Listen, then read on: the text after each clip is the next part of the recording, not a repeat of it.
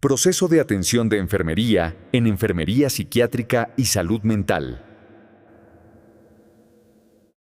A ver, en salud mental algo que es clarísimo es que no hay dos personas iguales, ¿cierto? Entonces necesitamos una herramienta que sea igual de única, que se adapte a cada persona con la que trabajamos. Y esa herramienta, bueno, es el proceso de atención de enfermería, el famoso PAE. Vamos a meternos de lleno en el material de la cátedra para entender cómo este proceso se transforma por completo en nuestra especialidad. Pasa de ser un simple protocolo a ser casi un arte. Para empezar, hay que entender una diferencia que miren, es clave. Lo cambia todo. Pensemos en la medicina general. Muchas veces se trabaja con diagnósticos estándar, ¿no? Como si fuera una línea de producción. Pero en salud mental, el enfoque es totalmente distinto. Aquí cada diagnóstico de enfermería es artesanal, 100% personalizado. ¿Por qué? Porque nace de la historia única y repetible de cada persona. Y esto nos lleva justo al corazón del asunto, a la filosofía de nuestro trabajo. Esta frase de verdad lo resume todo. Aquí no estamos mirando la patología, nuestro foco es la persona. Nos metemos de lleno en su subjetividad, en su contexto familiar, en su historia de vida. El cuidado se arma alrededor de la manera única en que esa persona vive lo que le está pasando. Bueno, para entender bien este proceso, vamos a hacer un recorrido por 5 pasos que son fundamentales. Primero, vamos a hablar de la gran diferencia, eso que define nuestro campo. Después, nos metemos con el paso 1, valorar la historia. Seguimos con los pasos 2 y 3 juntos, diagnosticar y planificar. Luego, el paso 4, que es ejecutar con creatividad. Y cerramos con el paso 5, la evaluación cíclica. Así que vamos a desglosarlo. Ok, arranquemos entonces con el primer paso, la valoración. Miren, es aquí donde todo empieza, donde se empieza a tejer ese cuidado tan personal del que hablamos. Y ojo, esto no se trata de llenar un formulario y ya. Para nada. Se trata de construir un entendimiento profundo, de verdad, de la persona que tenemos enfrente. Y aquí viene lo interesante. ¿Cuáles son nuestras herramientas? Pues no son máquinas ni tecnología de punta. Son humanas. Hablamos de la observación clínica continua, de la entrevista terapéutica, de la escucha activa y sobre todo de algo clave, el vínculo que logramos crear. Son estas habilidades, estas herramientas humanas, las que nos dan la información más valiosa de todas. Muy bien, ya recogimos los datos. ¿Y ahora qué? Bueno, ahora avanzamos a los pasos 2 y 3, que van de la mano, el diagnóstico y la planificación. Aquí es donde toda esa historia de vida que escuchamos se empieza a transformar en un plan de acción, en algo concreto. Es, como bien dice ahí, pasar de la respuesta humana al objetivo claro. Y acá hay un punto que es crucial para el diagnóstico. Mucha atención con esto. Nosotros no diagnosticamos demencia o esquizofrenia. Eso es del campo médico. Lo que diagnosticamos son las respuestas humanas a esas condiciones. Por ejemplo, en lugar de la etiqueta, decimos algo como alteración de los procesos mentales manifestada por confusión. ¿Se nota la diferencia? Y para lograr esa claridad de la que hablamos, en enfermería contamos con una herramienta muy poderosa, una estructura, una que es específica y universal para enunciar los diagnósticos. Pensemos en ella como nuestro estándar profesional. Es lo que nos da coherencia y asegura que todos hablemos el mismo idioma. Esta es la estructura. Así, tal cual se ve. Alteración de, relacionado con, manifestado por. Todo diagnóstico de enfermería, sin excepción, se enuncia siguiendo estas 3 partes. Es una fórmula precisa que es esencial dominar. Muy bien. Ahora, lo que vamos a hacer es desglosar esta fórmula. Es súper importante que entendamos qué significa cada parte, cuál es su propósito. Solo así la podremos usar bien. Ojo, el orden aquí es fundamental. La secuencia es tan importante como lo que escribimos en cada parte. Primero, el problema. Segundo, la causa. Y tercero, la evidencia que lo respalda. Vamos a ver cada uno de estos pasos en detalle. Empecemos con la primera parte, alteración de. Esta frase es la que abre el diagnóstico, la que va al grano. Aquí es donde definimos de manera muy precisa cuál es el problema o la necesidad del paciente. Luego, seguimos con relacionado con. Esta parte es como el puente. Conecta el problema que ya identificamos con su origen. Aquí es donde expresamos la causa, es decir, el factor etiológico que está detrás de esa alteración. Y para cerrar tenemos el manifestado por. Esta es la parte de la evidencia, de las pruebas. Aquí es donde vamos a describir los signos y síntomas que podemos observar, los datos concretos que nos demuestran que ese problema que dijimos de verdad está ahí. Ok, hagamos una pausa aquí porque esto es clave. Hay que entender que esta estructura no es una sugerencia, no es opcional, es un principio fundamental de nuestra práctica, y como tal hay que memorizarla para poder aplicarla siempre y aplicarla bien. Así que, para que quede grabado, el punto más importante de todos es este. No lo olviden. Alteración de, relacionado con, manifestado por. Esta es la secuencia, la única secuencia que guía nuestro juicio clínico y, por supuesto, nuestra documentación. Ok, ya tenemos el diagnóstico, enfocado en esa respuesta humana. Ahora, necesitamos trazar un mapa, un camino a seguir. ¿A dónde queremos llegar? ¿Cómo se ve el éxito en este plan de cuidados? O sea, la gran pregunta es, ¿cómo se formulan los objetivos que van a guiar todo nuestro trabajo? Hay una regla que es clave, una verdadera regla de oro para escribir bien los objetivos. Mucha atención. Y la regla es esta. Es simple, pero increíblemente importante. Los objetivos siempre, pero escuchen bien, siempre se redactan con verbos en infinitivo. Esto no es una sugerencia, es el estándar. Es la forma profesional y académica que hay que dominar, sí o sí. Miren estos ejemplos para que quede súper claro. Fíjense en los verbos: promover, reducir, favorecer, mantener, lograr. Todos en infinitivo. Son verbos de acción que nos marcan una dirección clara, algo que podemos medir. Así, y solo así, es como se formulan correctamente los objetivos. Perfecto. Ahora pasemos a la acción. Vamos al paso de la ejecución.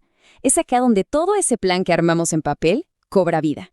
Es el momento de transformar los objetivos en intervenciones reales, concretas.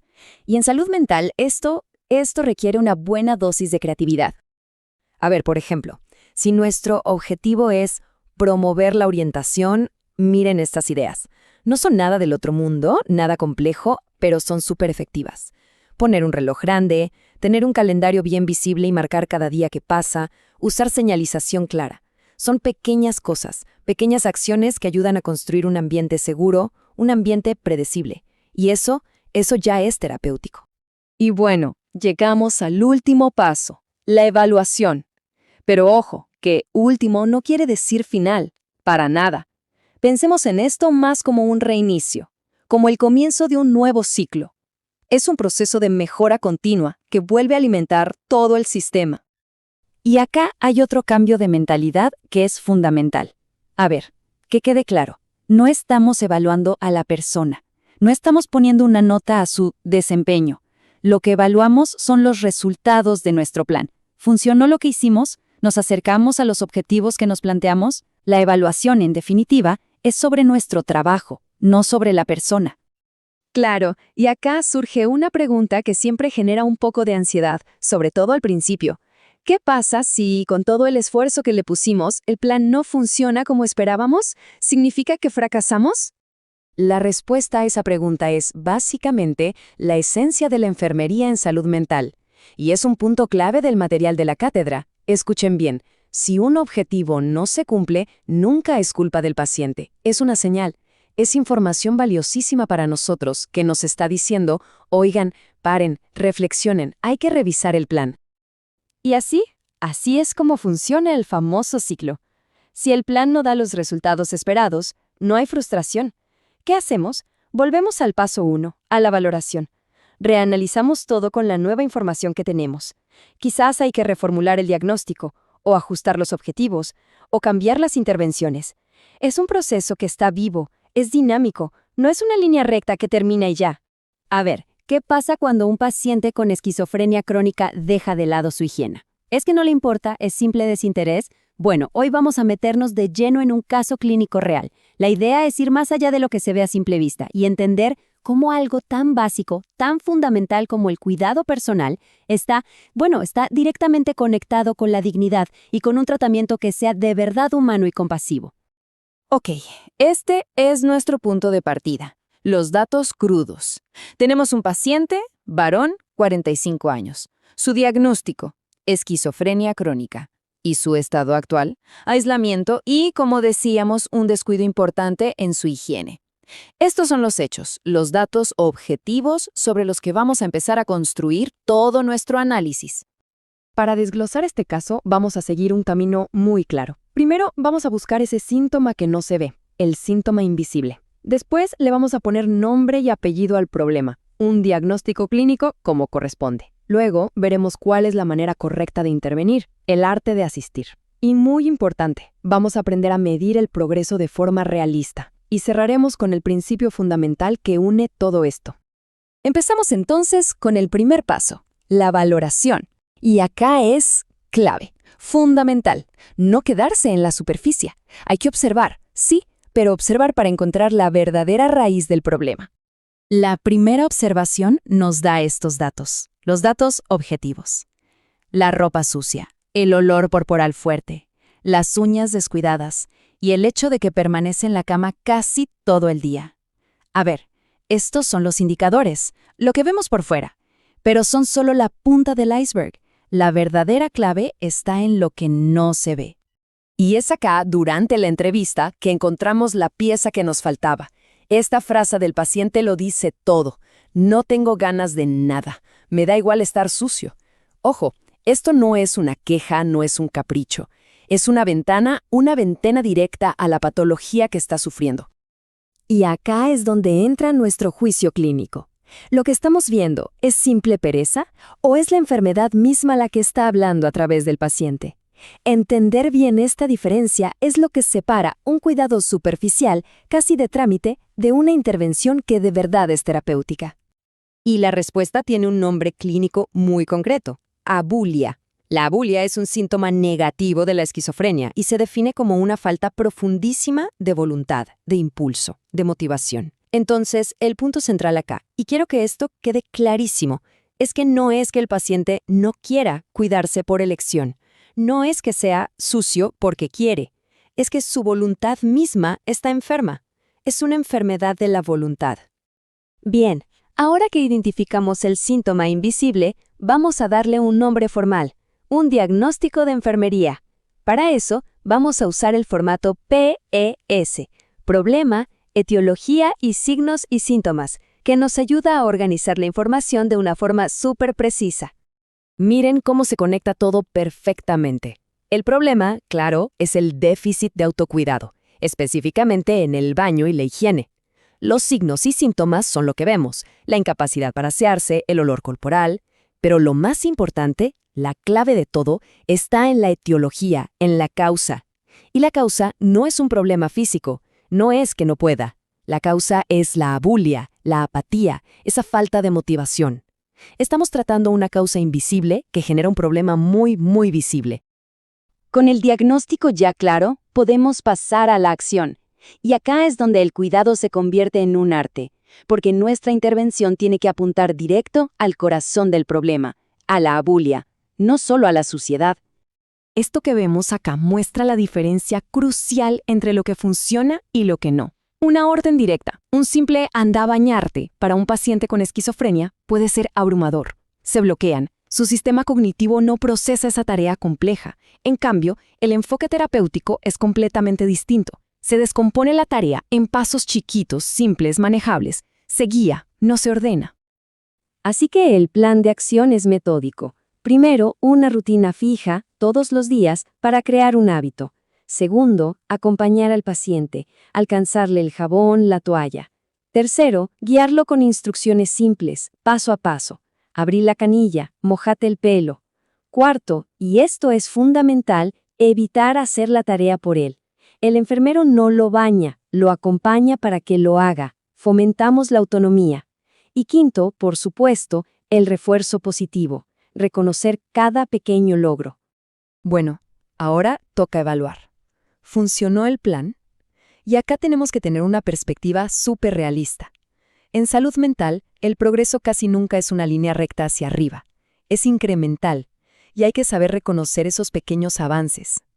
El resultado oficial que se registró fue objetivo parcialmente logrado. A primera vista, la palabra parcialmente podría sonar a fracaso, ¿no? Pero nada que ver, no es un fracaso en absoluto. ¿Por qué esto es en realidad un éxito? Primero, y lo más importante, el paciente logró bañarse. Que haya necesitado instigación verbal constante, o sea que hubiera que decirle cada paso, no es un fallo del plan. Es lo esperable, es parte del proceso. Estamos construyendo un andamiaje para que su voluntad se recupere. El plan funciona, solo necesita tiempo y sobre todo mucha constancia. Entonces, ¿qué se hace? El plan no se abandona, se reajusta. Se sigue con la supervisión diaria, claro, pero con una meta a mediano plazo. Ir reduciendo de a poquito las indicaciones verbales. Se trata de un andamiaje que se va retirando a medida que la estructura interna del paciente, su propia voluntad, se va haciendo más fuerte. Y todo este proceso, nos lleva al principio fundamental, a la idea central que tiene que guiar cada una de nuestras acciones en casos como este. La conclusión es esta, y es muy, muy poderosa. En salud mental, recuperar la higiene es el primer paso para recuperar la dignidad. No se trata solo de estar limpio por fuera, se trata de volver a sentirse persona, de reconectar con el propio cuerpo, de recuperar el respeto por uno mismo. Y ese, al final del día, es el verdadero y más profundo objetivo de nuestro cuidado. Hoy vamos a meternos de lleno en el mundo de la enfermería psiquiátrica. Pero ojo, no desde la teoría de un libro, sino a través de un caso de estudio súper real y muy humano. Veremos paso a paso cómo se arma un plan de cuidados desde el principio. A ver, esa es la pregunta del millón, ¿no? Y la respuesta, se los adelanto, no tiene nada que ver con curas mágicas. Se trata de un proceso que es compasivo, metódico y lo más importante, que pone a la persona en el centro de todo. Así que bueno, vamos a sumergirnos para ver de qué va todo esto. Y claro, todo siempre empieza con una persona. En el centro de toda esta historia, de este análisis, está Juan. Es fundamental que primero entendamos su punto de partida, su situación, porque ese es el primer paso, el más importante, en todo este proceso de atención. Ok, entonces, ¿con qué se encuentra el equipo de enfermería? Este es el panorama. Tenemos a Juan, un hombre de 45 años. Su diagnóstico médico es trastorno depresivo mayor. Lleva ya 3 días ingresado y, bueno, su comportamiento lo dice casi todo. No quiere salir de la cama, su higiene personal se ha visto afectada y no quiere ver a nadie. Estos son los datos crudos, ¿no? El punto de partida desde el que se empieza a trabajar. Pero, a ver, más allá de los datos clínicos, que son importantes, claro, está esta frase. No sirvo para nada. Y aquí es donde la cosa se pone realmente humana, ¿verdad? Porque esta frase nos da una ventana directa a su mundo interior. Nos habla de una autoestima que está por los suelos. Y es este sentimiento, precisamente, el motor detrás de mucho de lo que estamos viendo. Bien. Ya con toda esta información sobre la mesa, el equipo tiene que dar el siguiente paso, y es pasar de simplemente observar a definir el problema de manera formal. Porque no se trata nada más de hacer una lista de síntomas, ¿eh? El chiste es identificar cuál es el verdadero desafío desde la perspectiva del cuidado de Juan. Y aquí hay algo súper importante que entender. Un diagnóstico de enfermería no es lo mismo que un diagnóstico médico. Piénsenlo así. El médico dice qué tiene la persona, o sea, la enfermedad. En este caso, el trastorno depresivo mayor. Pero el personal de enfermería se enfoca en el cómo. ¿Cómo está respondiendo esa persona a la enfermedad? ¿Cómo está viviendo Juan esta situación? Ahí está la clave. Y aquí está. Este es el diagnóstico de enfermería para el caso de Juan. A ver, vamos a desglosarlo juntos. El problema central, aislamiento social. ¿Por qué está pasando esto? Bueno, por las alteraciones del bienestar y la baja autoestima. ¿Y cómo lo sabemos? ¿Cuál es la prueba? El rechazo a la interacción. ¿Ven? Es como una fórmula muy precisa que se convierte en la guía para todo lo que viene después. Ok, ya está definido el problema. Ahora la pregunta es, ¿y qué hacemos? Bueno, aquí es donde la cosa se pone en marcha. Entramos en la fase de planificación. Es como trazar un mapa, una hoja de ruta, con objetivos súper claros y acciones muy específicas, para empezar a ayudar a Juan. Y aquí lo crucial, el punto clave, es que los objetivos tienen que ser concretos y sobre todo realistas. Nadie está esperando una recuperación milagrosa de un día para otro. Fíjense, el primer objetivo es fomentar la interacción, sí, pero la palabra clave es gradual, poquito a poco. El segundo, mejorar su concepto de autovalía, o sea que él mismo vuelva a reconocer su propio valor. Son metas que se enfocan en el progreso, no en la perfección, un paso a la vez. ¿Y cómo se llega a esos objetivos? Bueno, las intervenciones son, la verdad, geniales. Son acciones que parecen pequeñas, sutiles, pero que tienen un poder enorme. Por ejemplo, el acompañamiento silencioso. ¿Qué significa? Simplemente estar ahí, presente, sin la presión de tener que hablar. O la higiene asistida. Se le ayuda, sí, pero siempre preservando su autonomía, devolviéndole un poco de control sobre su vida. Y claro, el refuerzo positivo. Celebrar cada pequeño avance. Todo esto va sumando para reconstruir esa autoestima que está tan lastimada. Perfecto. Entonces tenemos un plan y se está poniendo en práctica. Pero, ¿cómo sabemos si de verdad está funcionando? ¿Cómo medimos los resultados? Pues para eso está la evaluación, que es una parte esencial de todo este ciclo. Aquí es donde vemos qué tal vamos. Y ojo, ese es un concepto importantísimo en la salud mental. El progreso casi nunca es una línea recta que solo sube y sube. Pensemos en esto. Si el objetivo era que Juan interactuara y lo que se logró fue que caminara 10 minutos por el pasillo, eso no es un fracaso, para nada. Se considera un objetivo parcialmente cumplido. Y eso, créanme, ya es una gran victoria.